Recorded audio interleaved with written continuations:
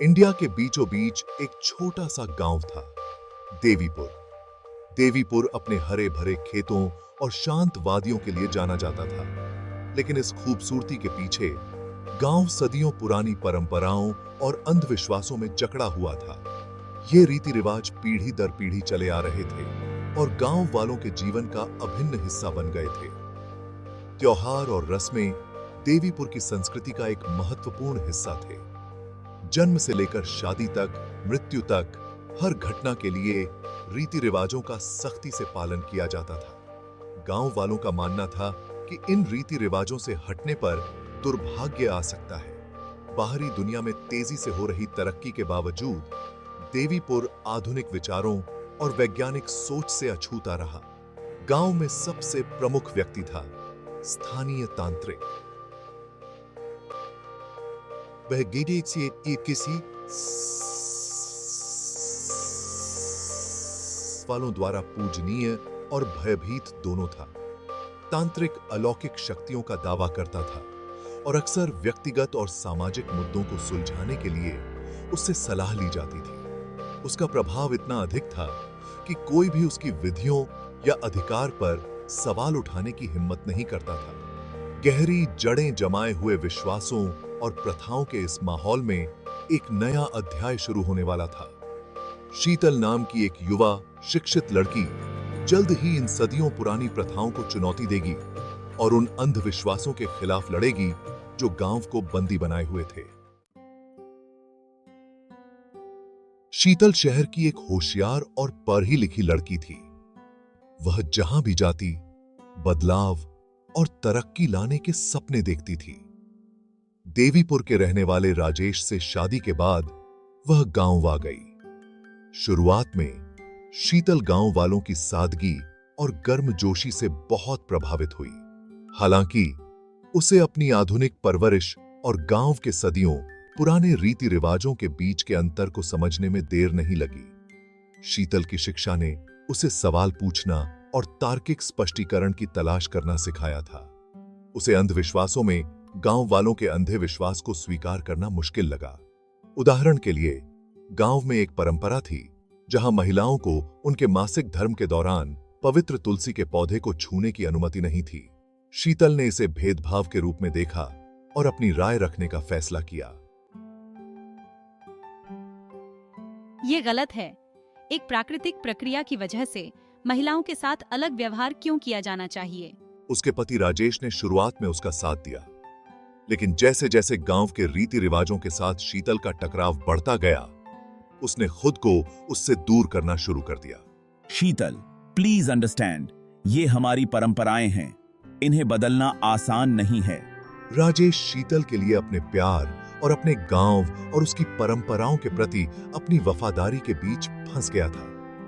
इससे दोनों के बीच दूरियां आ गईं और शीतल खुद को और भी अकेली पाने लगी। विरोध के बावजूद शीतल ने अंधविश्वासों को चुनौती देना जारी रखा।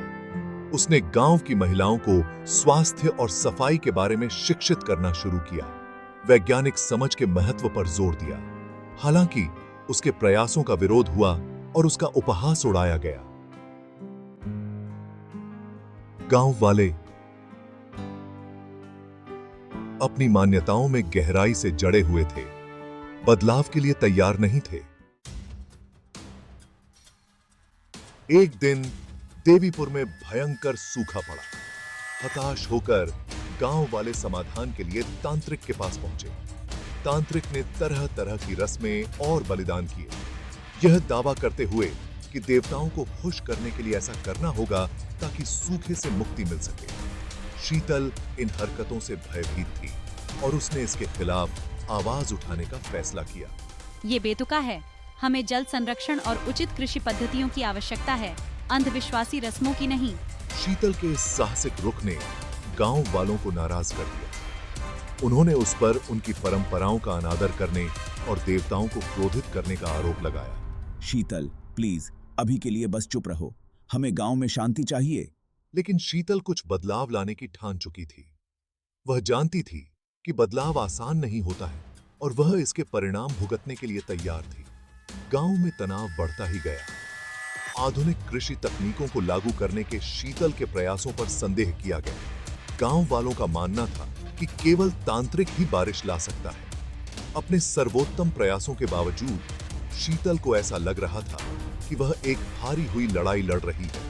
हालांकि उसका दृढ़ संकल्प अडिग रहा। समाधान खोजने की कोशिश में शीतल ने गांव के बाहर से मदद लेने का फैसला किया। उसने पास के शहर के एक वैज्ञानिक से संपर्क किया जो कृषि और जल प्रबंधन में विशेषज्ञता रखता था। वैज्ञानिक देवीपुर आने और स्थिति का आकलन करने के लिए तैयार हो गया। इस फैसले ने अंधविश्वास के खिलाफ शीतल के संघर्ष में एक महत्वपूर्ण मोड़ ला दिया। देवीपुर में तांत्रिक का आगमन हमेशा से ही एक भव्य आयोजन होता था। भारी भरकम वस्त्रों और रहस्यमय प्रतीकों से सजे हुए वह शक्ति और रहस्य की आभा बिखेरते थे। गांव वाले श्रद्धा से उनका स्वागत करते थे, यह मानते हुए कि उनके पास उनकी भलाई की कुंजी है। इस बार तांत्रिक को उस भयंकर सूखे से निपटने के लिए बुलाया गया था जिसने गांव को महीनों से अपनी चपेट में ले रखा था। तांत्रिक ने अपनी रस्में शुरू कर दी, मंत्रों का जाप किया और देवताओं को प्रसाद चढ़ाया। गांव वाले विस्मय से देखते रहे। उनकी उम्मीदें उसकी अलौकिक क्षमताओं पर टिकी हुई थीं। हालांकि शीतल आश्वस्त नहीं थी। वह दूर से देख रही थी। उसका दिमाग इन प्रथाओं के झूठ को उजागर करने के तरीकों के बारे में सोच रहा था। तू लड़की, तेरे अविश्वास से देवता क्रोधित होंगे और हम सभी पर विपत्ति आएगी। शीतल का संदेह किसी से छिपा नहीं था। तांत्रिक ने उसकी अवज्ञा को भांपते हुए उसका सामना करने का फैसला किया। उसने उसे देवताओं को क्रोधित करने के परिणामों और उसके अविश्वास के कारण गांव पर आने वाले संकटों के बारे में चेतावनी दी। लेकिन शीतल अपने रुख पर अडिग रही। अगर आपके पास वाकई में शक्तियां हैं तो उन्हें वैज्ञानिक तरीके से साबित करें। तांत्रिक की प्रतिक्रिया तेज और नाटकीय थी। उसने घोषणा की कि गांव जल्द ही एक ऐसा चमत्कार देखेगा जो उसके दिव्य संबंध को साबित करेगा। सूखे के कारण पहले से ही परेशान गांव वाले उसके आत्मविश्वास से प्रभावित हो गए। वे शीतल के खिलाफ हो गए, उसे अपनी दुर्दशा के लिए दोषी ठहराया। शीतल प्लीज, मैं तुमसे विनती करता हूँ, मान जाओ। ये हमारे गांव को बर्बाद कर रहा है। राजेश ने शीतल से विनती की कि वह मान जाए, लेकिन वह अपने संकल्प पर दृढ़ रही। भाग 5 खोज।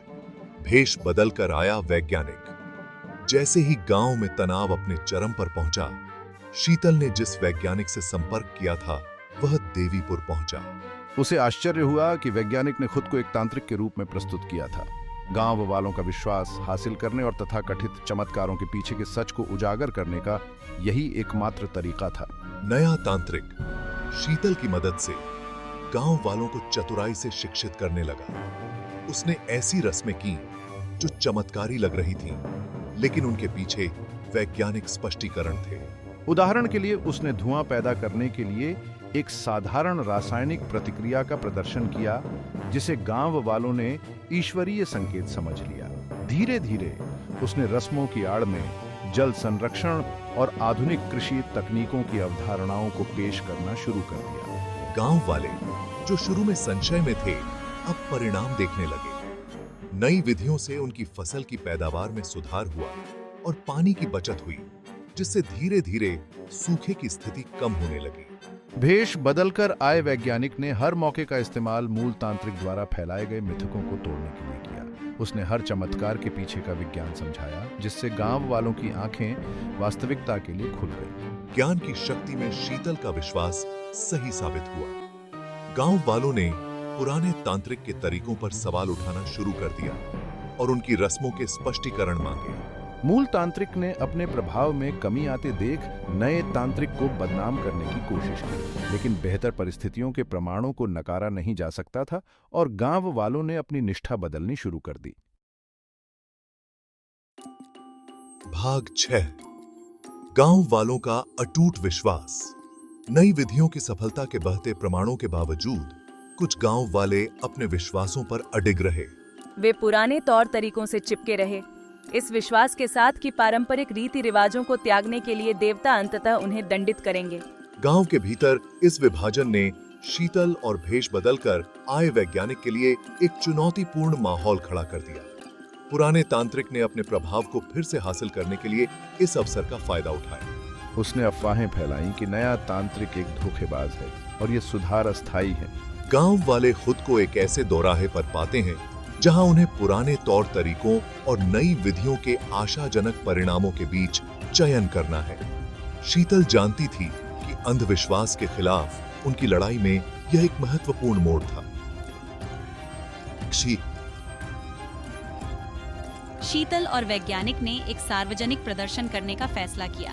उन्होंने गांव वालों को इकट्ठा किया और कई ऐसे प्रयोग किए जो विज्ञान की शक्ति को प्रदर्शित करते थे। गांव वाले विस्मय से देखते रहे क्योंकि साधारण वैज्ञानिक सिद्धांतों ने ऐसे परिणाम दिए जिन्हें कभी चमत्कार माना जाता था। भेष बदलकर आए वैज्ञानिक ने हर प्रयोग को विस्तार से समझाया, यह सुनिश्चित करते हुए कि गांव वाले इसके पीछे के तर्क को समझें। इस प्रदर्शन ने एक महत्वपूर्ण मोड़ ला दिया। धीरे धीरे गांव वालों ने नई विधियों को स्वीकार करना शुरू कर दिया। उन्होंने ये देखना शुरू कर दिया कि उनका जीवन अलौकिक तरीकों से नहीं बल्कि व्यावहारिक वैज्ञानिक तरीकों से बेहतर हुआ है। जैसे जैसे अधिक से अधिक गांव वालों ने नए तरीकों को अपनाया, पुराने तांत्रिक का प्रभाव कम होता गया। भाग 7, महत्वपूर्ण मोड़, तांत्रिक का रहस्योद्घाटन। पुराना तांत्रिक ये महसूस करते हुए कि उसकी शक्ति फिसल रही है, उसने नए तांत्रिक को सार्वजनिक रूप से चुनौती देने का फैसला किया। एक नाटकीय तकरार में उसने नए तांत्रिक को अपनी प्रामाणिकता साबित करने की चुनौती दी। वैज्ञानिक ने, जो अभी भी भेष बदले हुए था, चुनौती स्वीकार कर ली। उसने कई परीक्षणों का प्रस्ताव रखा जो उनके तरीकों के पीछे के सच को उजागर करेंगे। टकराव देखने के लिए उत्सुक गांव वाले गांव के चौराहे पर जमा हो गए। पुराने तांत्रिक ने अपनी रस्में निभाईं, देवताओं का आह्वान किया और अपनी कथित शक्तियों का प्रदर्शन किया। दूसरी ओर नए तांत्रिक ने भी ऐसा ही किया, लेकिन हर एक के लिए वैज्ञानिक स्पष्टीकरण दिया। गांव वाले विस्मय से देखते रहे क्योंकि नए तांत्रिक ने पुराने तांत्रिक के चमत्कारों का एक एक करके पर्दाफाश किया। अंतिम रहस्योद्घाटन तब हुआ जब नए तांत्रिक ने अपना भेष हटाया, अपनी असली पहचान एक वैज्ञानिक के रूप में प्रकट की। गांव वाले दंग रह गए। पुराने तांत्रिक ने यह दावा करते हुए डर पैदा करने की कोशिश की कि उन्होंने देवताओं को क्रोधित कर दिया है, लेकिन सबूत स्पष्ट थे। गांव में सुधार वैज्ञानिक तरीकों का परिणाम थे, न कि दैवीय हस्तक्षेप का। शीतल की दृढ़ता रंग लाई थी। गांव वाले अब सच्चाई से वाकिफ हो चुके थे, पुराने तांत्रिक के खिलाफ हो गए। उन्होंने महसूस किया कि अंधविश्वासों में उनके अंधे विश्वास ने उन्हें पीछे धकेल दिया था। वैज्ञानिक ने शीतल की मदद से गांव वालों को शिक्षित करना जारी रखा, यह सुनिश्चित करते हुए कि वे विज्ञान और तर्क संगत सोच के महत्व को समझें। भाग 8, गांव में बदलाव की शुरुआत। पुराने तांत्रिक के प्रभाव को कम करने के साथ गांव ने तहे दिल से नई विधियों को अपनाना शुरू कर दिया। भेष बदलकर आया वैज्ञानिक कुछ महीनों तक देवीपुर में रहा। टिकाऊ प्रथाओं को लागू करने के लिए गांव वालों के साथ मिलकर काम किया। गांव वालों और नए ज्ञान के बीच की खाई को पाटने में शीतल ने महत्वपूर्ण भूमिका निभाई। गांव में उल्लेखनीय सुधार देखने को मिला। फसल की पैदावार बढ़ी, पानी की कमी की समस्या का समाधान हुआ और समग्र स्वास्थ्य में सुधार हुआ। कहा था, गांव वाले जो अब वैज्ञानिक ज्ञान से लैस थे, अधिक आत्मनिर्भर बन गए। उन्होंने अंधविश्वास की बेड़ियों से मुक्त होकर अपनी समस्याओं पर सवाल उठाना और उनके तार्किक स्पष्टीकरण तलाशना सीख लिया। यह बदलाव गांव के जीवन के हर पहलू में दिखाई दे रहा था। शीतल से प्रेरित होकर महिलाओं ने सामुदायिक निर्णयों में सक्रिय भूमिका निभानी शुरू कर दी। उन्होंने सदियों पुरानी रीतियों पर सवाल उठाना शुरू कर दिया और समान अधिकारों की मांग की। बच्चों को भी शिक्षा हासिल करने और गांव की सीमाओं से परे सपने देखने के लिए प्रोत्साहित किया गया। सकारात्मक बदलावों को देखकर राजेश ने शीतल से सुलह कर ली। उसने प्रगति लाने के उसके प्रयासों में उसका समर्थन करने के महत्व को महसूस किया। साथ मिलकर उन्होंने गांव की बेहतरी के लिए काम किया, यह सुनिश्चित करते हुए कि नई प्रथाओं को बनाए रखा जाए और उन्हें और बेहतर बनाया जाए। भाग 9, शीतल की जीत। शीतल की यात्रा कठिन थी, लेकिन उसके दृढ़ संकल्प ने देवीपुर में एक महत्वपूर्ण बदलाव लाया था। गांव वाले जो कभी अंधविश्वास से बंधे थे, अब वैज्ञानिक सिद्धांतों का पालन करते थे। उन्होंने शीतल के प्रयासों को स्वीकार किया और उनके साहस और दृष्टि के लिए उनका सम्मान किया। शीतल अंधविश्वास के खिलाफ अपनी लड़ाई में विजयी हुई थी। गांव अब त्योहारों को एक नई समझ के साथ मनाता था। रस्मों को दैवीय प्रकोप के डर से नहीं, बल्कि उनके सांस्कृतिक महत्व की सराहना के साथ निभाया जाता था। तांत्रिक की भूमिका को फिर से परिभाषित किया गया था। वह अब डर का प्रतीक नहीं, बल्कि अज्ञानता से ज्ञानोदय तक गांव की यात्रा का प्रतीक था। शीतल की कहानी ने आसपास के गांवों को भी प्रेरित किया। देवीपुर के कायापलट की चर्चा दूर दूर तक फैल गई और बहुत से लोग उनके अनुभवों से सीखना चाहते थे। शीतल और वैज्ञानिक ने दूसरे गांवों का दौरा करना शुरू किया, अपना ज्ञान साझा किया और दूसरों को वैज्ञानिक सोच को अपनाने के लिए प्रोत्साहित किया। शीतल के संघर्ष ने न केवल देवीपुर को बदल दिया, बल्कि इस क्षेत्र में तर्क संगतता और प्रगति की दिशा में एक आंदोलन को भी जन्म दिया। उसकी जीत केवल व्यक्तिगत जीत नहीं, बल्कि पूरे समुदाय की जीत थी। गांव वाले, जो अब ज्ञान से सशक्त हो चुके थे, एक उज्जवल भविष्य की ओर देख रहे थे। भाग 10 निष्कर्ष। एक उज्जवल भविष्य, शीतल और देवीपुर की कहानी शिक्षा और तर्क संगत सोच की शक्ति का प्रमाण है। यह समाज की बेहतरी के लिए सदियों पुरानी रीतियों पर सवाल उठाने और वैज्ञानिक तरीकों को अपनाने के महत्व पर प्रकाश डालती है। अलगाव से स्वीकृति तक, संघर्ष से जीत तक, शीतल की यात्रा सभी के लिए प्रेरणा है। देवीपुर का कायापलट अंधविश्वास के जाल में फंसे अन्य समुदायों के लिए एक मॉडल के रूप में कार्य करता है। यह दर्शाता है कि बदलाव संभव है, जब किसी में यथास्थिति को चुनौती देने का साहस हो और दूसरों को शिक्षित और प्रबुद्ध करने का धैर्य हो। शीतल की कहानी इस बात की याद दिलाती है कि प्रगति के लिए अक्सर कुछ बहादुर व्यक्तियों को आगे आकर नेतृत्व करने की आवश्यकता होती है। जैसे जैसे देवीपुर फलता फूलता जा रहा है, गांव वाले शीतल और उस वैज्ञानिक के प्रति आभारी हैं, जिन्होंने उन्हें अंधविश्वास की जंजीरों से मुक्त होने में मदद की। उनकी कहानी एक सशक्त संदेश है कि ज्ञान और दृढ़ संकल्प से किसी भी चुनौती से पार पाया जा सकता है। देवीपुर का भविष्य अब उज्जवल है, आशा और अनंत संभावनाओं से भरा हुआ है। शीतल की विरासत न केवल देवीपुर में, बल्कि उनकी कहानी सुनने वाले सभी लोगों के दिलो दिमाग में जीवित है। उसने साबित कर दिया कि एक व्यक्ति का संकल्प एक क्रांति को जन्म दे सकता है, जिससे एक बेहतर, अधिक प्रबुद्ध दुनिया बन सकती है। देवीपुर आशा की किरण के रूप में खड़ा है, अज्ञानता पर ज्ञान की विजय का प्रमाण है।